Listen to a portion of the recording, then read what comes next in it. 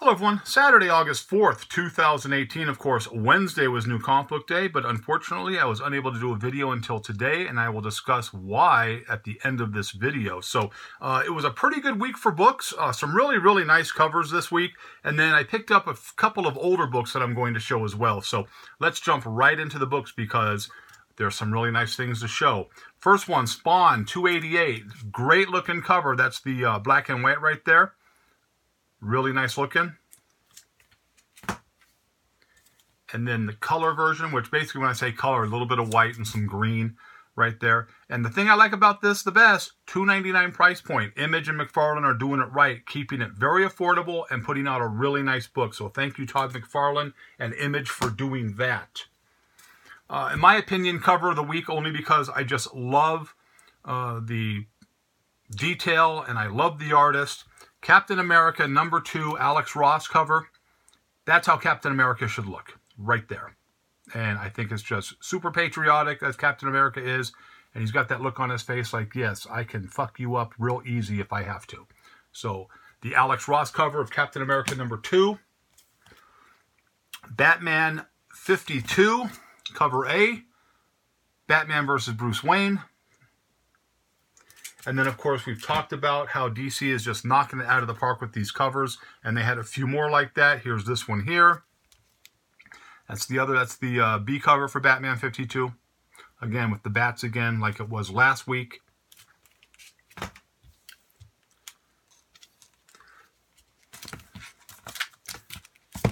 We have Nightwing 47. Great looking cover right there.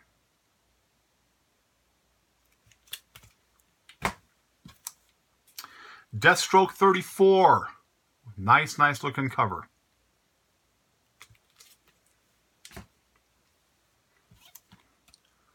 Harley Quinn 47. The only thing, it's a black and white cover except for a couple of colors in her hair right there.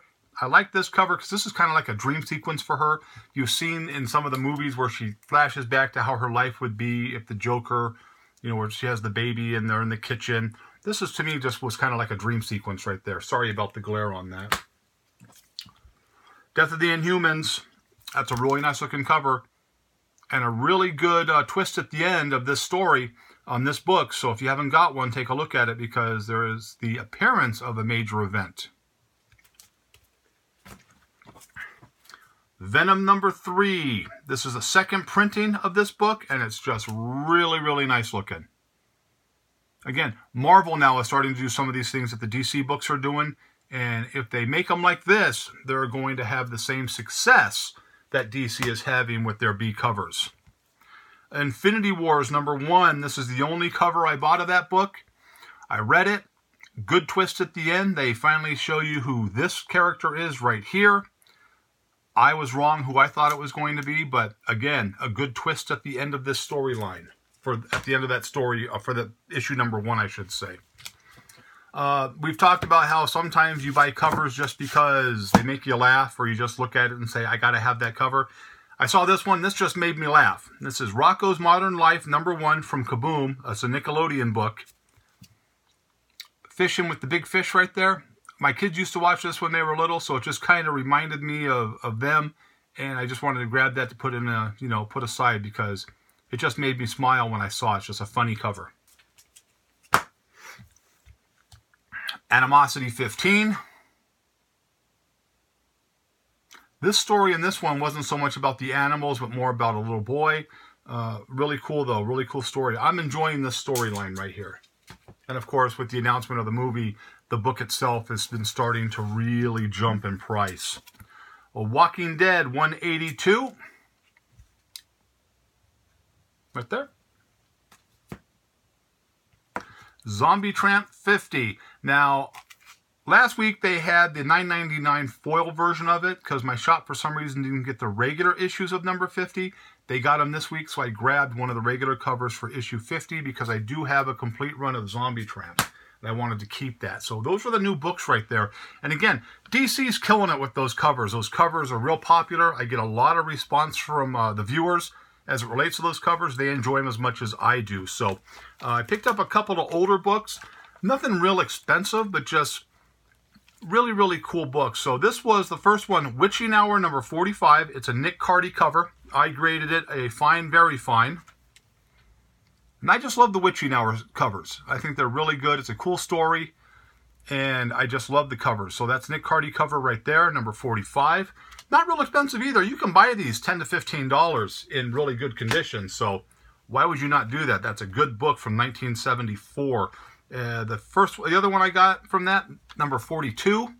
I love vampires, as you know, with the tattoos on my arms. There's a vampire right there, and she is not going to like what's going to happen to her.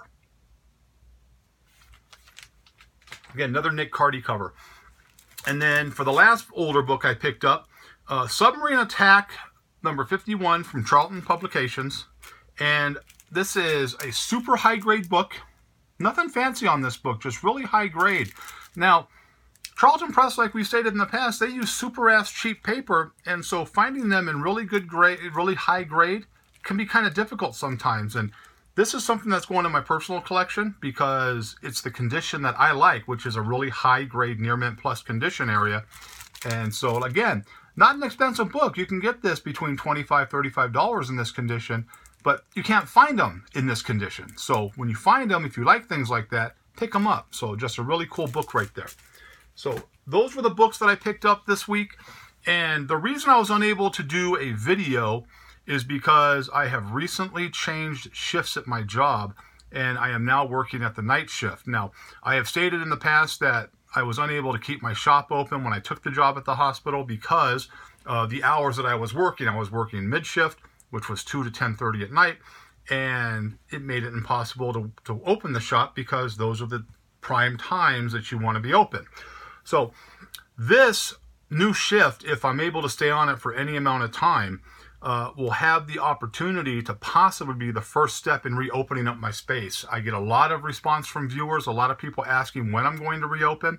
I am going to do a comic book show here in town in November.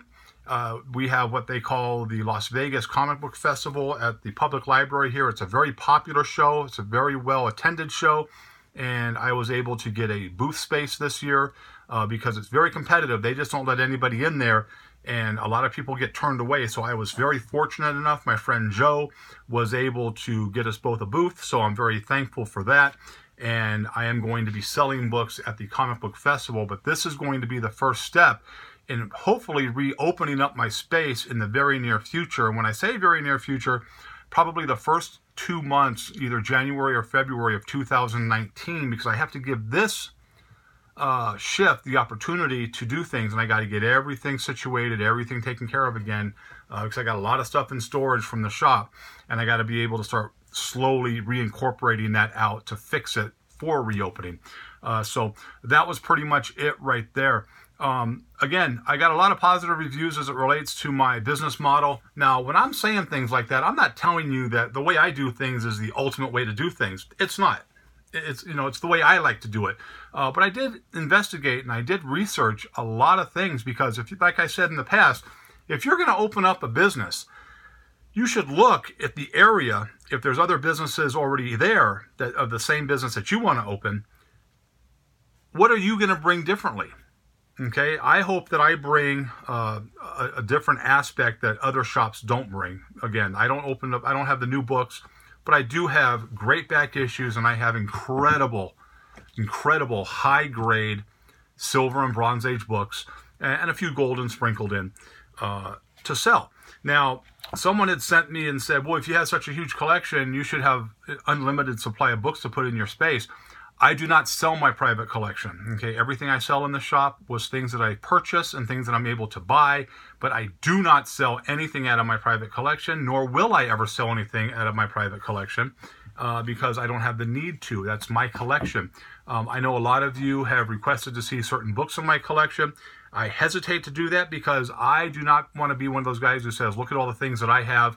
That's not what I do. I enjoy the concept and the way I do the videos here on this channel. A lot of you enjoy that as well. There might come a time down the road where I will show some books out of my private collection because I have a nice collection, and I might get to that point. I am going to start showing more of my favorite covers, which I had done in the past and I kind of got away from, but I've been getting a lot of response from viewers who'd like to see that again. So I am going to start doing that again next week, where I'll start showing some of my favorite covers of all time, just covers that I really love. And I'm going to do that for you, the viewers, because again, I appreciate the people who watch the video. I appreciate the positive comments. I appreciate the support that you give me on this, because it makes me feel good that people enjoy what I have to bring to the table, because not everybody agrees with my views, especially when it comes to CGC. And I'm sure there's going to be a touching base down the road on that. And then I have a announcement that I'll make as it relates to a customer who gave me a challenge, a viewer, excuse me, who gave me a challenge that I accepted, and I will touch bases on that more in the next couple of weeks. So that's pretty much all we have time for today, or tonight, excuse me. I hope you liked the video, but as always, if you didn't, nothing I can do for you. Have a great night, and I'll see you next week.